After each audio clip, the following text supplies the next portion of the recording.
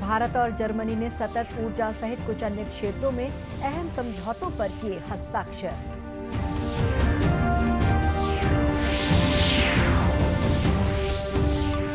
भाजपा का विधानसभा स्तरीय शक्ति केंद्र प्रशिक्षण शिविर राजनांदगांव में संपन्न।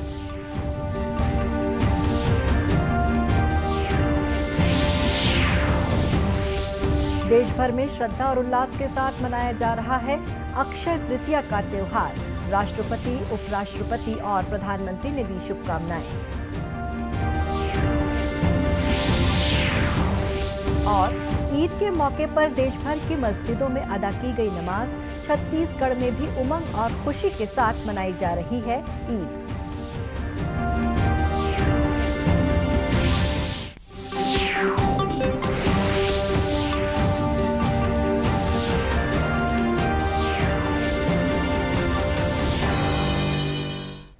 नमस्कार, आप देख रहे हैं दूरदर्शन समाचार। मैं हूं शुभ्रा भट्टाचार्य। अब समाचार विस्तार से।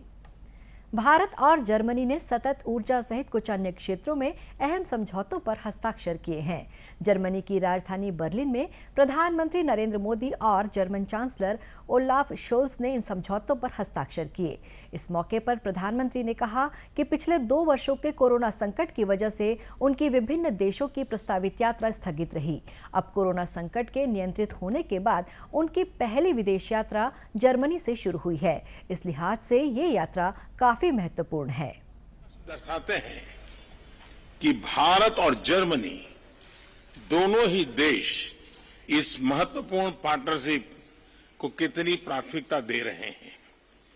लोकतांत्रिक देशों के तौर पर भारत और जर्मनी कई कॉमन मूल्यों को साझा करते हैं। इन साझा मूल्यों और साझा हितों के आधार पर पिछले कुछ वर्षों में हमारे द्विपक्षीय संबंधों में उल्लेखनीय प्रगति हुई है। यूरोपीय देशों की यात्रा के दूसरे चरण में आज प्रधानमंत्री नरेंद्र मोदी कोपेनहेगन में डेनमार्क के प्रधानमंत्री के साथ द्विपक्षीय वार्ता करेंगे। दोनों नेता हरित रणनीतिक साझेदारी की प्रगति की समीक्षा करेंगे, जो भारत और डेनमार्क के बीच अपनी तरह की पहली साझेदारी है। प्रधानमंत्री महारानी मार्गरेट द्वितीय से भी भेंट करेंगे। श्री मोदी की ये यात्रा दोनों देशों को कौशल विकास, जहाजरानी और कृषि प्रौद्योगिकी जैसे क्षेत्रों में साझेदारी के नए स्वरूप तय करने के अवसर प्रदान करेगी। प्रधानमंत्री कल डेनमार्क द्वारा आयोजित दूसरे भारत नॉर्डिक शिखर सम्मेलन में भाग लेंगे। इस सम्मेलन में जलवायु परिवर्तन, नवाचार और प्रौद्योगिकी, नवीकरणीय ऊर्जा, उभरते वैश्विक सुरक्षा परिदृश्य तथा भारत और नॉर्डिक देशों के बीच सहयोग पर चर्चा होगी। प्रधानमंत्री नरेंद्र मोदी ने कहा है कि उनकी जर्मनी यात्रा पूरी तरह से सफल रही।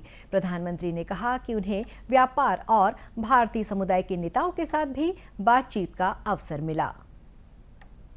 भारतीय जनता पार्टी का विधानसभा स्तरीय शक्ति केंद्र प्रशिक्षण शिविर राजनांदगांव में संपन्न हुआ। इसमें पार्टी के राष्ट्रीय उपाध्यक्ष डॉक्टर रमन सिंह, भाजपा प्रदेश प्रवक्ता संजय श्रीवास्तव, सांसद संतोष पांडे सहित बड़ी संख्या में भाजपा पदाधिकारी एवं कार्यकर्ता उपस्थित थे। इस अवसर पर पूर्व मुख्यमंत्री डॉक्टर रमन सिंह ने आगामी विधानसभा चुनाव के लिए कार्यकर्ताओं को प्रोत्साहित करते हुए कहा कि पार्टी को बूथ स्तर पर अपनी सक्रियता और बढ़ानी होगी। साथ ही केंद्र सरकार की जन कल्याणकारी योजनाओं को आम लोगों तक पहुंचाना होगा।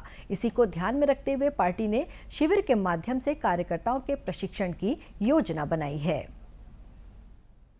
विधानसभा के हमारे बूथ स्तर के विस्तारक और साइबर विस्तारक, इनका प्रशिक्षण था। संजय श्रीवास्तव जी आज प्रभारी के नाते इस प्रशिक्षण में आए थे। संतोष जी सांसद जी इसमें उपस्थित थे। हमारे मंडल के चारों अध्यक्ष, पूरे जिले की टीम उपस्थित थी। 5 तारीख से 20 तारीख तक मई में ये 10 दिन उस बूथ में रहेंगे और बूथ के अलग अलग स्तर में लोगों से बातचीत करेंगे, चर्चा करेंगे, कार्य योजना पे बातचीत होगी। और हमारे बूथ में जो 25 सदस्य हमने बनाए थे उनका वेरिफिकेशन करेंगे, उनसे बातचीत करेंगे, महिलाओं से मिलेंगे, युवकों से मिलेंगे और वहाँ पे जाकर जो पार्टी की गतिविधि चल रही है उस गतिविधि को आगे बढ़ाने का काम भी करेंगे। वहाँ के पुराने कार्यकर्ताओं के साथ बैठेंगे और 10 दिन में 100 घंटे यानी 15 दिन में वो 10 दिन देंगे और हर दिन 10 घंटे उस बूथ में जाकर लोगों से बातचीत और जो पार्टी ने कार्य योजना दिया है उसका क्रियान्वयन करेंगे। डॉक्टर रमन सिंह ने बताया कि राजनांदगांव के प्रशिक्षण शिविर के बाद 5 से 20 मई तक कार्यकर्ता बूथ स्तर तक जाकर आम लोगों से संपर्क करेंगे। इस दौरान 10 से 15 दिनों में करीब 100 घंटे आम जनता के साथ बिताने का लक्ष्य रखा गया है। अक्षय तृतीया का त्यौहार आज देश भर में श्रद्धा और उल्लास के साथ मनाया जा रहा है। इस त्यौहार को सुख, सौभाग्य और सफलता का प्रतीक माना जाता है। आज परशुराम जयंती भी मनाई जा रही है। ऋषि परशुराम को भगवान विष्णु का छठा अवतार माना जाता है। राष्ट्रपति, उपराष्ट्रपति और प्रधानमंत्री ने देशवासियों को अक्षय तृतीया की बधाई और शुभकामनाएं दी हैं। राज्यपाल अनुसुईया उइके और मुख्यमंत्री भूपेश बघेल ने भी प्रदेशवासियों को अक्षय तृतीया की बधाई दी है। मुख्यमंत्री ने अपने संदेश में कहा कि त्यौहार छत्तीसगढ़ की ग्रामीण परंपरा और लोक संस्कृति से भी जुड़ा हुआ है। मुख्यमंत्री ने कहा कि हमारी कृषि परंपरा में भी ये दिन विशेष महत्व रखता है। अक्षय तृतीया से नई फसल के लिए तैयारी शुरू होती है।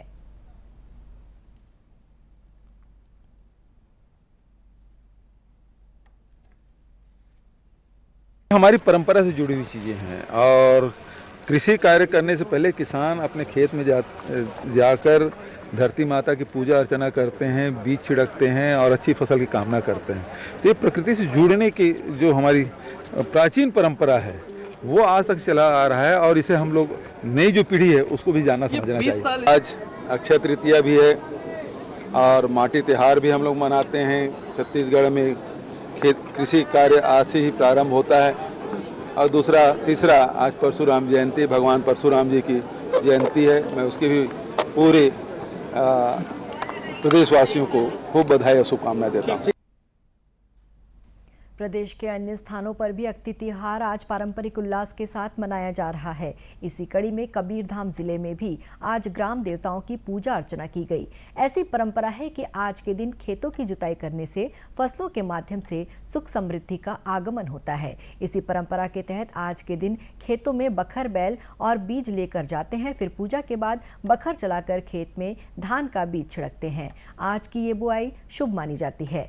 तत्पश्चात कृषक खरीफ मौसम की खेती के लिए तैयारी करते हैं। कबीरधाम जिले के नेवारी स्थित कृषि विज्ञान केंद्र में जिला स्तरीय भूमि पूजन का आयोजन किया गया। इसमें पंडरिया विधायक ममता चंद्राकर और अन्य जनप्रतिनिधि शामिल हुए। कलेक्टर रमेश कुमार शर्मा ने बताया कि आज जिले के विभिन्न गौठानों में भी विशेष कार्यक्रमों का आयोजन किया गया। जिले के ग्रामीण क्षेत्रों में आज माटी तिहार भी मनाया गया। ईद उल फित्र का त्यौहार आज देश भर में आस्था और उल्लास के साथ मनाया जा रहा है। रमजान के 1 महीने के रोजे के बाद ईद की खुशियां आती हैं। कोविड महामारी के कारण 2 वर्ष के अंतराल के बाद ईदगाहों और मस्जिदों में सामूहिक नमाज अदा की जा रही है। राष्ट्रपति रामनाथ कोविंद, उपराष्ट्रपति एम वेंकैया नायडू और प्रधानमंत्री नरेंद्र मोदी ने लोगों को ईद की बधाई दी है। राष्ट्रपति ने अपने शुभकामना संदेश में कहा कि त्यौहार भाईचारे, शांति और समृद्धि का संदेश देता है। उपराष्ट्रपति एम वेंकैया नायडू ने कहा कि ईद उल फित्र दयालुता, समर्पण और ईश्वर के प्रति कृतज्ञता व्यक्त करने का अवसर है। प्रधानमंत्री नरेंद्र मोदी ने अपने संदेश में ईद उल फित्र से समाज में आपसी मेलजोल और भाईचारा मजबूत होने की आशा व्यक्त की तथा हर एक के लिए सुख, स्वास्थ्य और समृद्धि की कामना की। राज्यपाल अनुसुईया उइके ने ईद उल फित्र के अवसर पर प्रदेशवासियों को मुबारकबाद देते हुए राज्य के सभी नागरिकों के सुख, शांति एवं खुशहाली की कामना की है। मुख्यमंत्री भूपेश बघेल ने भी ईदगाह भाटा पहुंचकर लोगों को ईद की मुबारकबाद दी। साथ ही पूरे देशवासियों और प्रदेशवासियों को भी ईद की मुबारकबाद उन्होंने दी।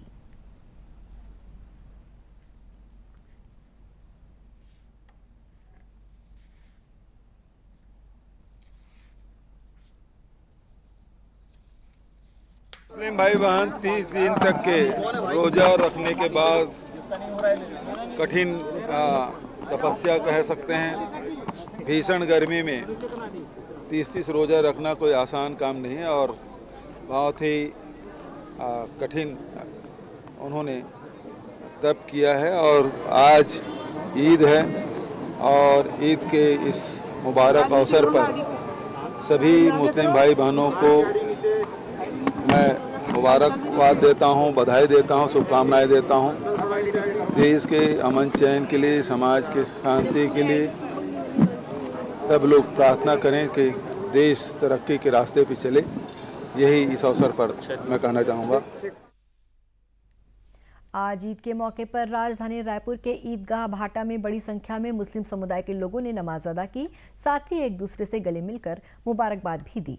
ईद के अवसर पर आज प्रदेश की विभिन्न मस्जिदों में मुस्लिम समुदाय के लोगों ने नमाज अदा कर एक दूसरे को बधाई और शुभकामनाएं दी। इसी कड़ी में भिलाई के ईदगाह में भी बड़ी संख्या में मुस्लिम समाज के लोगों ने एक दूसरे को ईद की मुबारकबाद पेश की। जामा मस्जिद के इमाम हाफिज मोहम्मद इकबाल अंजुम ने बताया कि ईद मुसलमानों का प्रमुख त्योहार है और ये त्योहार सभी को साथ लेकर चलने का पैगाम देता है।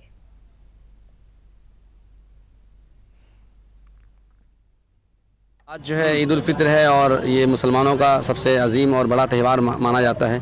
इस मौके पर सारे लोग मिलकर कंधे से कंधा मिलाकर इस बात का पैगाम देते हैं कि न कोई अमीरी है, न कोई गरीबी है, न कोई गोरा है, न कोई काला है।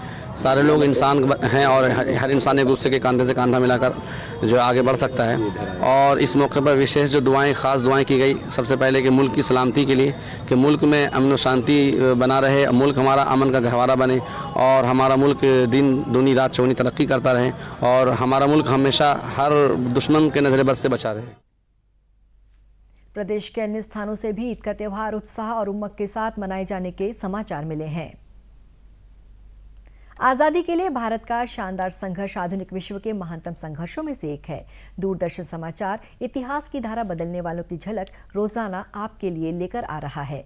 आज की कड़ी में जानिए क्या है फॉरवर्ड ब्लॉक और किसने की थी इसकी स्थापना। साथ ही आज हम बता रहे हैं स्वाधीनता सेनानी ज्वाला प्रसाद के बारे में।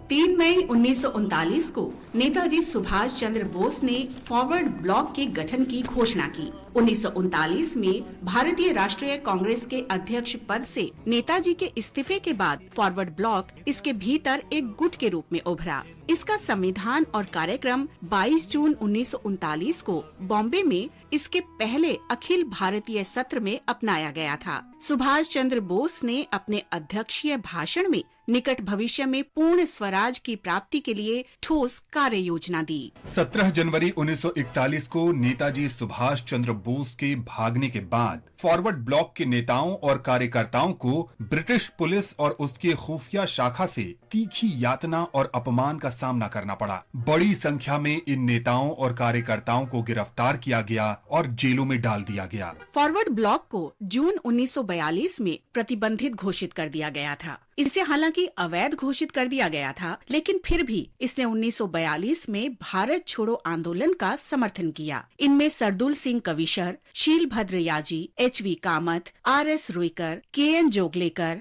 मुकुंद लाल सरकार और यू मुथुरालिंगम थेवर जैसे पार्टी के राष्ट्रीय स्तर के नेता शामिल थे। स्वतंत्रता के बाद पार्टी ने पश्चिम बंगाल में एक स्वतंत्र राजनीतिक दल के रूप में खुद को स्थापित किया। हम स्वतंत्रता सेनानी ज्वाला प्रसाद को भी आज के दिन याद कर रहे हैं, जिन्हें 3 मई 1860 को अंग्रेजों ने मार डाला था। वो उत्तर प्रदेश के कानपुर से थे और उन्होंने भारतीय स्वतंत्रता के पहले युद्ध में सक्रियता से भाग लिया था। उन्होंने कानपुर में सेना का नेतृत्व किया और ब्रिटिश सेना के खिलाफ कई युद्ध लड़े। वो नाना साहब के मुख्य लेफ्टिनेंट बने और जब अंग्रेज कानपुर छोड़ रहे थे तब तांत्या टोपे, अजीमुल्लाह खान, बाला साहब और टिक्का सिंह के साथ सती चौरा घाट पर भी मौजूद थे।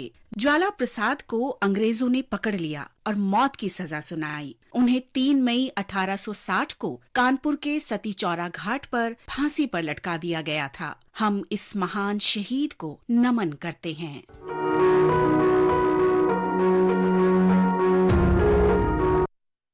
दूरदर्शन केंद्र रायपुर से प्रसारित होने वाले प्रादेशिक समाचार को आप YouTube पर भी देख सकते हैं। हमारे YouTube channel Chhattisgarh DD news पर प्रादेशिक समाचार उपलब्ध रहेगा। YouTube चैनल का लिंक और QR कोड आप स्क्रीन पर देख सकते हैं। अपने एंड्रॉयड फ़ोन से QR कोड स्कैन कर आप छत्तीसगढ़ DD न्यूज़ लिंक पर जा सकते हैं। इसके अलावा छत्तीसगढ़ DD न्यूज़ फेसबुक और ट्विटर पर भी उपलब्ध है। इसी के साथ ये समाचार बुलेटिन समाप्त हुआ। नमस्कार।